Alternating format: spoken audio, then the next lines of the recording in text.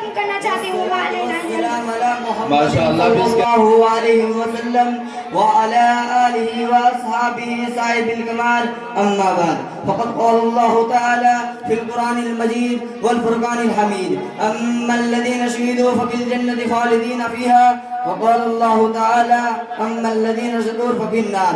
محترم حاضرین، ابھی میں نے آپ کے سامنے قرآن مجید کی دو آیتیں پڑھی ہیں. ان کا سادہ سا ترجمہ یہ ہے کہ جو لوگ خوش قسمت ہے وہ جنت میں ہے، اور اسی طرح جو لوگ بدبخت ہے وہ جہنم میں ہے. اس دنیا کے رنگوں میں انسان جب آگے کھولتا ہے تو دنیا سے چاروں طرف سے گرنا شروع کر دیتی ہے.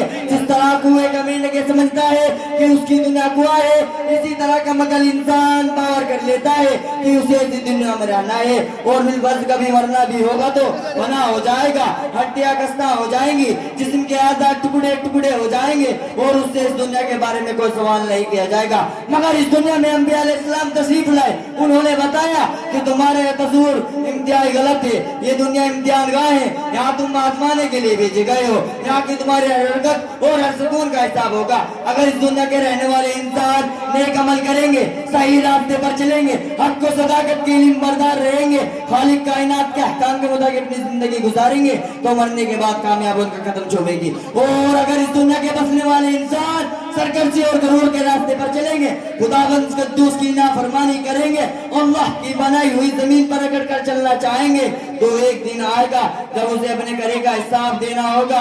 جب اس سے پوچھا جائے گا تمہیں دو ہاتھ دیے گئے تھے تاکہ تم کسی غریب کی مدد کر سکو، تمہیں دو پیر دیے گئے تھے تاکہ تم خدا کی عبادتوں کے لیے مسجدوں میں جاؤ، تمہیں عقل دی گئی تھی تاکہ تم باطل طاقتوں کی مکاری کو شکست دے سکو اور حق کی آواز کو بلند کر سکو. کیا تم لوگوں نے ایسا کیا؟ اگر ایسا نہ کیا ہوگا تو یاد رکھو یہ جہنم کی دہکتی ہوئی آگے، اس میں تمہیں ڈالا جائے گا. محترم دوستو، اس دنیا میں چند دن رہنا ہے. بادشاہ ہو یا فقیر، سرمایہ دار ہو یا مزدور، قوی ہو یا کمزور، عقل مند ہو یا بیوقوف، مرد ہو یا عورت، سب کے ایک دن یہ دنیا چھوڑ کر جانی ہے. یہاں کا سیم و ذرہ، مال و دولت، جائیداد و زمین، کوٹھیاں و مکان، کوئی ہمارے ساتھ نہیں جائے گا. وہ ہمارا نیک اعمال ہی کام دے گے، جیسے چند پیسے جن سے ہم نے کسی غریب کی مدد کی ہوگی، چند رکعت نماز جو ہم نے خلوص نیت کے ساتھ ادا کی، چند میٹھی باتیں جو ہم نے کسی مجبور کو اطمینان دلانے کے لیے کی.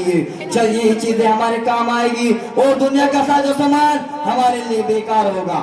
سچ کہا ہے کہنے والے نے، ہر سا ہوا پر چھوڑ میاں مت دیس بدیس پھیرا مارا، قزاق عدل کالو کا ہے دن رات بجا کر نکارا، کیا بدیا بے سے بے شت کونی پلہ سرباری، سب ٹھاٹ پڑا رہ جائے گا جب لاد چلے گا بنجارا. محترم دوستو، جب موت آئے گی تو ایک منٹ کا ایک سیکنڈ کی بھی فرصت نہیں دے گی. دوستو، اس وقت کے آنے سے پہلے ہمیں تیار ہو جانا چاہیے اور اپنے ٹھکانہ ایسی جگہ بنانا چاہیے کہ آرام و سکون سے رہے. وہ جگہ جنت ہے جو مرنے کے بعد ملے گی، مرنے کے بعد والی زندگی کا نام آخرت ہے جو آخر میں آئے گی. اگر ہم نے اپنی مرضی، اگر ہم نے خدا کی مرضی پر اپنے کو چلایا ہوگا تو ہم خوش قسمت کہلائیں گے، اور اگر ہم غلط راستے پر چلے ہوں گے تو ہم بد قسمت کہلائیں گے. اللہ ہم کو اور آپ کو صحیح راستے پر چلائے اور آخرت میں جنت ہمارا ٹھکانہ بنائے.